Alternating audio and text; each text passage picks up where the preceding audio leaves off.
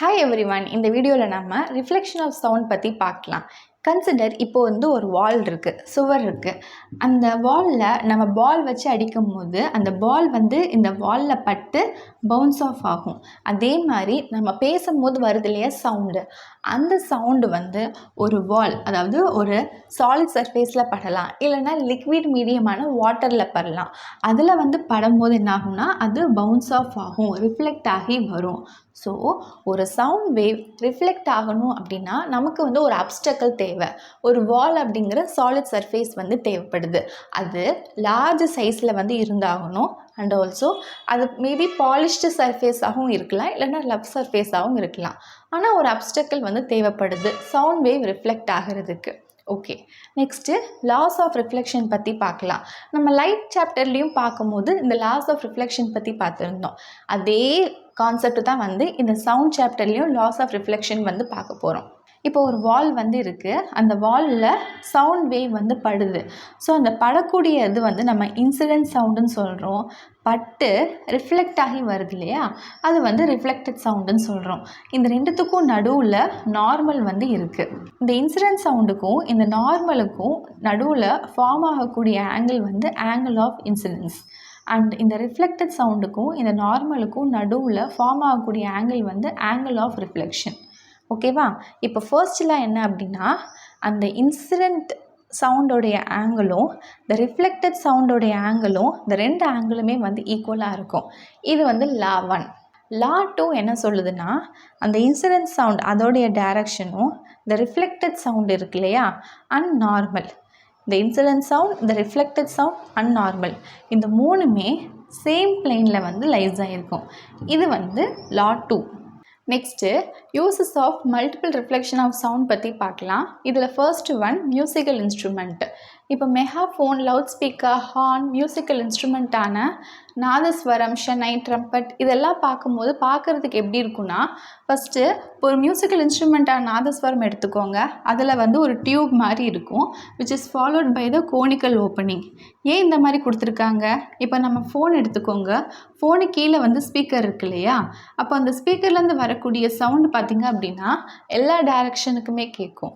ஆனால் இந்த மியூசிக்கல் இன்ஸ்ட்ருமெண்ட்டில் ஒரு டியூப் மாதிரி அதில் கோனிக்கல் ஓப்பனிங் இருக்குது. அது எல்லா டைரக்ஷனுக்குமே போகாது அந்த சவுண்ட் வேவ்.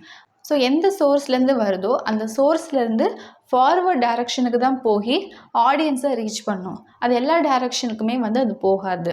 ஸோ அதனால தான் அந்த மாதிரி டிசைன் பண்ணியிருக்காங்க. It is design to send the sound in a particular direction. ஒரு ஃபார்வர்ட் டைரக்ஷனில் மட்டும்தான் போகணும், ஆடியன்ஸை ரீச் பண்ணுற மாதிரி அப்படிங்கிறதுக்காண்டி, without spreading it in all the direction. Next second one stethoscope. Stethoscope doctor use பண்ணக்கூடிய மெடிக்கல் இன்ஸ்ட்ருமெண்ட். இந்த ஸ்டெதஸ்கோப் எதுக்காக யூஸ் பண்ணுறாங்க?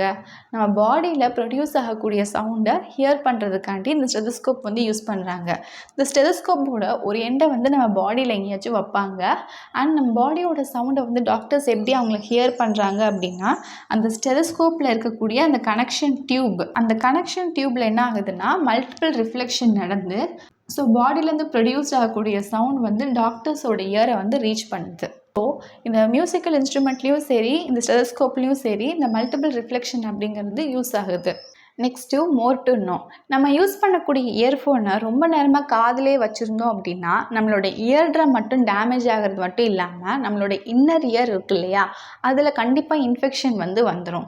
அண்ட் ஆல்சோ நம்ம இயர்ஃபோனை ரோடை க்ராஸ் பண்ணும் போதோ, இல்லை நம்ம ரோட்டில் வாக் பண்ணும் போதோ, இல்லைனா ட்ராவல் பண்ணும் போதோ கண்டிப்பாக நம்ம அதை யூஸ் பண்ணவே கூடாது. ஏன்னா நம்மளோட சேஃப்டி அந்த நேரத்தில் டேஞ்சரில் இருக்குது. நம்ம இயர்ஃபோனில் வரக்கூடிய சவுண்டை லிசன் பண்ணிக்கிட்டு மற்றதை கவனிக்காமல் விட்டுருவோம். அண்ட் நம்ம தூங்கும்போது கண்டிப்பாக இயர்ஃபோன் யூஸ் பண்ணுறதை அவாய்ட் பண்ணணும். ஏன்னா அந்த இயர்ஃபோனில் கரண்ட் பாஸ் ஆகிட்டு இருக்கிறதுனால அது ரொம்பவே டேஞ்சரஸ். நம்ம பிரெயினை அஃபெக்ட் பண்ணி நமக்கு மென்டல் இரிட்டேஷனை காஸ் பண்ணும். ஸோ இயர்ஃபோனை எவ்வளோக்கு எவ்வளோ பெட்டராக அவாய்ட் பண்ண முடியுமோ அந்த அளவுக்கு யூஸ் பண்ணாமல் இருக்கிறது ரொம்பவே நல்லது. நெக்ஸ்ட்டு எக்கோ பற்றி பார்க்கலாம். இந்த எக்கோ அப்படிங்கிற டேர்ம் பற்றி நம்ம கேள்விப்பட்டிருப்போம். இப்போ ஒரு புது வீடுக்கு ஷிஃப்ட் பண்ணுறோம். அந்த வீட்டில் வந்து பொருளே இல்லை அப்படிங்கிறப்போ நம்ம பேசக்கூடியது ஒரு சில நேரம் கழித்து நமக்கே அது கேட்கும். அதைத்தான் நம்ம எக்கோ அப்படின்னு சொல்கிறோம். ஏன் திரும்ப நமக்கே அது கேட்குது?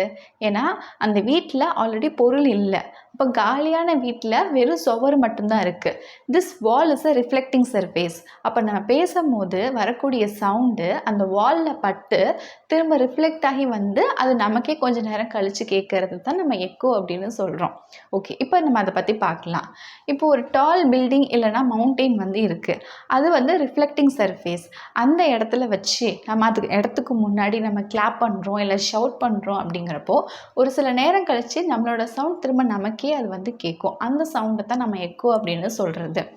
எவ்வளோ நேரம் கழித்து கேட்கும் அப்படின்னா 0.1 செகண்ட் கழிச்சு. The sensation of sound persists in our brain for about 0.1 second.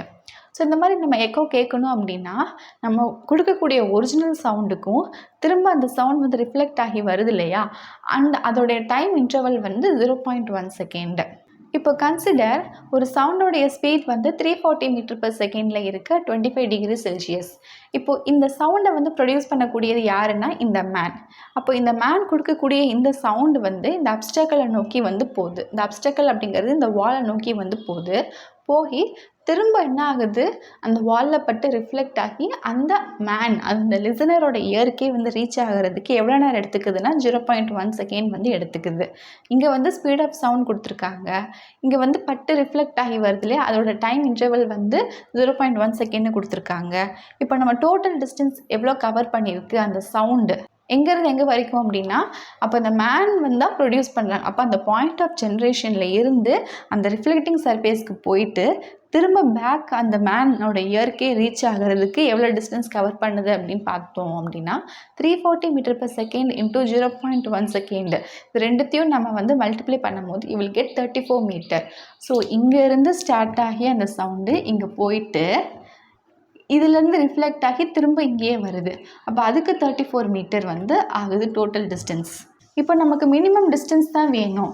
அதாவது இந்த மேன்லேருந்து இந்த அப்ஸ்டக்கில் ரீச் பண்ண டிஸ்டன்ஸ் மட்டும்தான் வேணும் அப்படின்னா இந்த 34 மீட்டரை டிவைட் பை 2 போட்டோம் அப்படின்னா அதில் பாதி 17 மீட்டர் வந்து கிடைக்கும். அப்போ இங்கேருந்து இங்கே ரீச் ஆகிறதுக்கு 17 மீட்டர், திரும்ப இங்கேருந்து இங்கே மறுபடியும் வர்றதுக்கு 17 மீட்டர். அப்போ 17 + 17 வந்து 34 மீட்டர் வந்து வருது. இந்த டிஸ்டன்ஸ் வந்து மாறும் எப்போனா with the change in temperature of air. Echo அப்படிங்கிறது நம்ம பேசும்போது திரும்ப நமக்கே வந்து கொஞ்சம் நேரம் கழித்து கேட்குறது தான் எக்கோன்னு சொல்லுவோம். இது வந்து ஒன்லி ஒன்ஸ் மட்டும் நமக்கு கேட்காது. சில சமயம் மோர் தென் ஒன்ஸ் கூட கேட்கறதுக்கு வாய்ப்பு இருக்குது due to successive or multiple reflection. இதுக்கு எக்ஸாம்பிள் ரோரிங் ஆஃப் தண்டர். இந்த தண்டருடைய சவுண்டு வந்து நிறையா ரிஃப்ளெக்டிங் சர்ஃபேஸில் படும்போது like clouds at different height and land இதிலலாம் நிறையா ரிஃப்ளெக்டிங் சர்ஃபேஸில் பட்டு வரும்போது சக்ஸசிவ் ரிஃப்ளெக்ஷன்னால் நமக்கு மோர் தென் ஒன்ஸ் இந்த தண்டருடைய சவுண்ட் வந்து கேட்க முடியுது. அடுத்தடுத்து ரோரிங் ஆஃப் தண்டர். நெக்ஸ்ட்டு ஒரு ப்ராப்ளம் வந்து பார்க்கலாம். ஒரு மேனும் ஒரு ஹில்லும் வந்து இருக்குது. இப்போ மேன் வந்து ஃபஸ்ட்டு அவங்களோட பொசிஷனில் இருந்துக்கிட்டு கன்னை வச்சு ஃபயர் பண்ணும்போது அவங்களுக்கு எக்கோ வந்து ஆஃப்டர் 5 செகண்ட் கேட்குது. இப்போ அந்த மேன் என்ன பண்ணுறாங்கன்னா நகர்ந்து முன்னாடி 310 மீட்டருக்கு நகர்ந்து போகிறாங்க. அந்த ஹில்லுக்கு முன்னாடி போய் திரும்ப அந்த கன்னை வச்சு ஷூட் பண்ணும்போது அவங்களுக்கு எக்கோ வந்து 3 செகண்டுக்கு அப்புறமா கேட்குது. இப்போ கொஷின் என்ன அப்படின்னா we have to calculate the speed of sound. Speed of சவுண்டுக்கு ஃபார்முலா பார்த்துருக்கோம். Speed v is equal to distance d by time t அப்படின்ட்டு. இப்போ இந்த ப்ராப்ளமில் 2 எக்கோவோட டைம் வந்து கொடுத்துருக்காங்க. இப்போ இதை வந்து எப்படி கால்குலேட் பண்ணுறது, இதை வச்சுக்கிட்டு ஸ்பீட் ஆஃப் சவுண்டு அப்படின்னா நம்ம டிஸ்டன்ஸை வந்து ஈக்வேட் பண்ணுறது மூலியமாக தான் கண்டுபிடிக்க போகிறோம் ஸ்பீட் ஆஃப் சவுண்டை. எப்படின்னு பாருங்கள். இப்போ ஃபர்ஸ்ட் டைம் வந்து கன்னை வந்து ஃபயர் பண்ணுறாங்க அந்த மேன். அப்போது அந்த நேரத்தில் சவுண்ட் வந்து எவ்வளோ டிஸ்டன்ஸ் வந்து ட்ராவல் ஆகிருக்கு அப்படின்னு பார்த்தோன்னா ஃபஸ்ட்டு இங்கே இந்த மேன்கிட்ட இருந்து அந்த ஹில்லுக்கு போகிறதுக்கு டிஸ்டன்ஸ் வந்து டி. திரும்ப அந்த ஹில்லுக்கு போயிட்டு ரிஃப்ளெக்ட் ஆகி வரும் இல்லையா, அந்த டிஸ்டன்ஸ் வந்து டி. ஸோ டி + டி வந்து 2d. So 2d is equal to speed of sound தான் கண்டுபிடிக்க போகிறோம். வீண் வச்சுக்கோங்க. இன்டூ இந்த டைம் வந்து எவ்வளோ எடுத்துக்குது, எக்கோ டைமிங் வந்து 5. இது வந்து ஈக்குவேஷன் 1. அடுத்து செகண்ட் டைம் வந்து மேன் வந்து முன்னாடி நகர்ந்து போயிட்டாங்க இல்லையா, அப்போ அது வந்து செகண்ட் டைம் முன்னாடி நகர்ந்து போய் கன்னை வந்து ஃபயர் பண்ணும்போது அப்போது அந்த சவுண்ட் வந்து எவ்வளோ டிஸ்டன்ஸ் ட்ராவல் ஆகிருக்குன்னு பார்த்தோம் அப்படின்னா டோட்டல் டிஸ்டன்ஸ் வந்து 2D. இங்கேருந்து இங்கே போகுது, அங்கேருந்து திரும்ப இங்கே வருது. அந்த டோட்டல் டிஸ்டன்ஸில் இருந்து நம்ம இந்த 310 வந்து செப்பரேட் பண்ணுறோம். ஏன்னா மேன் வந்து இங்கேருந்து இப்போ இங்கே நகர்ந்து போயிட்டாங்க அப்படிங்கிறப்போ இங்கேருந்து இங்கே போனது அண்ட் திரும்ப அங்கேருந்து இங்கே வர அந்த சவுண்டோட டிஸ்டன்ஸை நம்ம டோட்டல் டிஸ்டன்ஸ்லேருந்து செப்பரேட் பண்ணணும். அதனால் 2D மைனஸ் 310 கொடுத்துருக்கா, 310 + 310 620. ஸோ டோட்டல் டிஸ்டன்ஸ்லேருந்து செப்பரேட் பண்ணுறதுனால 2D மைனஸ் 620 அப்படின்னு போடுறோம். Which is equal to speed of sound தான் கண்டுபிடிக்க போகிறோம் இன்டூ அந்த எக்கோட டைம் வந்து 3. இப்போ என்ன பண்ணுறோன்னா இந்த டியை மட்டும் ஒரு சைடு வச்சுட்டு இந்த -620 அந்த சைடு கொண்டு போயிட்டோம்னா +620 ஆயிரும். இது ஈக்குவேஷன் 2. இப்போ இந்த ஈக்குவேஷன் 1ஐயும் ஈக்குவேஷன் 2ஐயும் நம்ம வந்து ஈக்குவேட் பண்ணுறோம். எப்படின்னு பாருங்கள். 2Dக்கு வேல்யூ என்னென்னா 5 × V, 5V. அதை வந்து நம்ம இந்த இடத்துல சப்ஸ்டியூட் பண்ணுறோம். 2Dக்கு பதிலாக இந்த 5Vன்னு இங்கே போடுறோம்.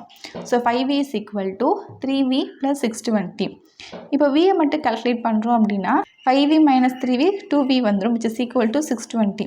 இப்போ V மட்டும் வேணும் அப்படின்னா இந்த 2 மல்டிப்ளையில் இருக்கிறது இந்த சைடு வரும்போது டிவைட் ஆயிரும்.